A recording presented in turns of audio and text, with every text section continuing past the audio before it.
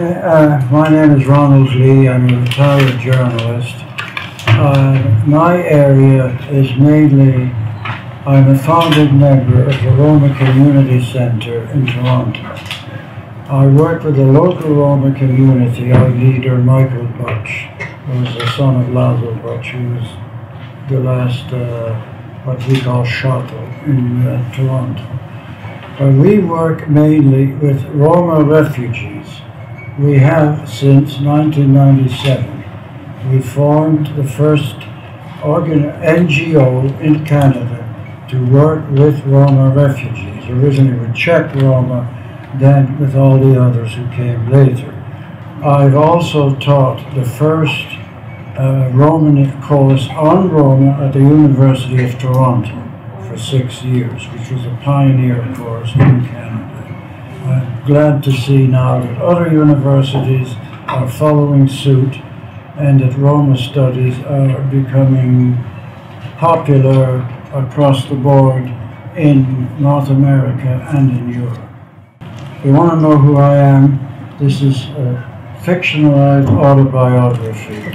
My life living amongst and working with Kalderash, and this is my Roma dictionary. I've also written a Learn Romani course.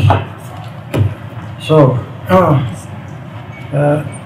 whenever I lecture about Roma, the first thing I'm asked, who are the Roma? Is that some kind of Italian tomato? Or wait a minute. So, well, no.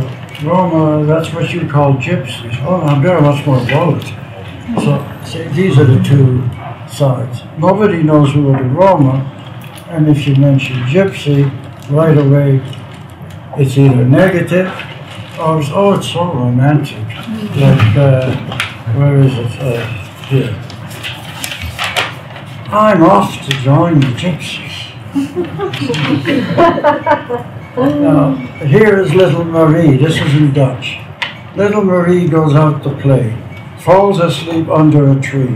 She's stolen by the gypsies, ill-treated, made to do all the grunt work, then to perform on a high-rise, on a high wire. And then somebody recognizes her, tells her family. The police come, they arrest the thieving gypsies, take them off to jail. This is being shown to Dutch children. Here is written fairly recently.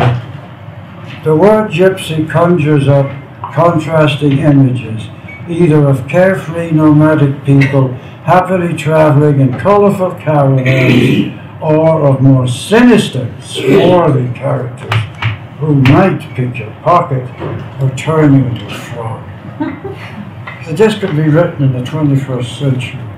It's unbelievable. Roma were an Indian army in our camp followers who were brought out of India by the Ghaznavid conquerors in the early 11th century to be mercenary soldiers in Khorasan to fight the Turks, while the Turks won. So the Roma soldiers and our camp followers either joined the Turks or fled away from them into Byzantium. The Turks later conquered it, so the two groups met up again anyway. In Byzantium, these ex-Hindus, the descendants of these ex-Hindus, became Roma. They developed a language from a military coining by adding Greek, Persian, Armenian, and carried this language with them across the Bosphorus into Europe. In Romania, they became slaves from the 13th century until 1861, to Slobozhenia in Romania. Then they got the hell out of Romania in case slavery was reimposed, and these are the Roma who populated the Americas. The Kalderash, Mishwaya, and later came Eloadia and other groups. They also populated Hungary. But previously, there was an earlier migration. These are this Roma, they don't call themselves Roma. They call themselves Calais in Spain. In England, it's Romani shows. In France, it's Marmouche. In Finland, it's Kali. So these earlier groups don't call themselves Roma. Rom to them means a husband, but Romano is the adjective, as in Romani language. Now, the metaphor that I heard an old man saying outside the Immigration and Refugee Board in Canada. Ame sabek baroko pachi. We are a big tree. Amari vunici adi India. Svako kayanga siyek amari vici. Each branch is one of our clans. And this is how they explain the Romano Copaci, the Romani tree. Now, while our connection with India is remote, it's there, it's in our spirituality, which is too much to go into right now. All I'll say is, Western Europeans have two concepts, clean, bourgeois, and dirty, millet. If you're dirty, you can remove it, you can wash it off. But Roma could be spiritually dirty, that's not innate. Now that is what differentiates Roma in one way from outsiders. Outsiders can pollute Roma. Not voluntarily, because they just don't know these things. Now, as Christina mentioned, we have no country. We are citizens of the country, but we are second-class citizens, anywhere except in the Americas. In all European countries, we live in a state of undeclared apartheid. So we may have Polish nationality, but we're not Poles.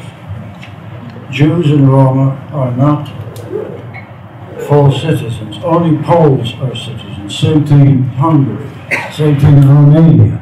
No matter where you go, we are second-class citizens. Religion, Roma have many religions. Whatever is the dominant religion, that's what we normally followed. Many Roma follow Islam. Others follow some Christian sect. So we do not have a common religion. We are a global people,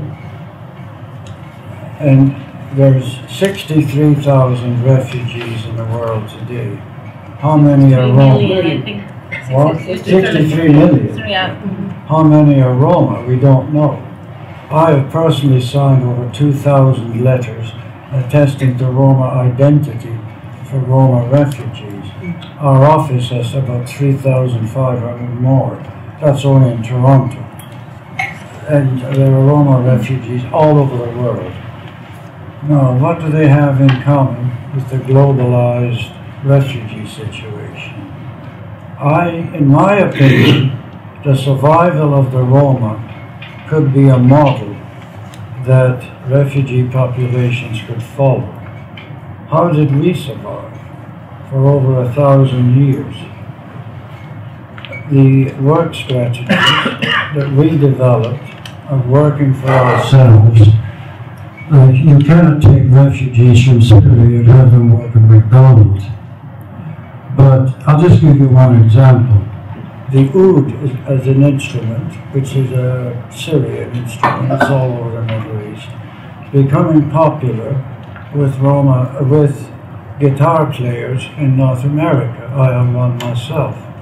So there are many oud manufacturers, luthiers, amongst the Syrian refugees. So let's help them set up workshops and make ouds. We can do the same thing with other professions. That is how the Roma survived. Each clan or group had its own profession, horse trading, blacksmithing, you name it. We were into them all, horse trading, music. So that is one thing. I know I'm diverging, but when I was in Italy, I saw the camps, the Campi di Nomadi. And One family of Roma who were making metal stoves. They were blacksmiths from Kosovo. They were making these metal stoves out of tin that would burn anything. And perfect thing to have to make your backyard barbecue. And I said, why don't you approach the Italian government, make a cottage industry, teach all these other people in this camp how to make these stoves, export them. You'll be doing two things, creating employment, giving these people a sense of worth, and you'll be recycling rubbish that would otherwise end up in a landfill. Was the Italian government interested? Oh no, signori, non abbiamo soldi. So that is the problem. That, to me, is the problem. Listen to us. Listen to the refugees. Do you have any other things you would like to add on that, or? Yeah, well, whether or not Roma are displaced people, it depends where they're living. Roma in America are probably pretty well integrated. That's not true of Europe.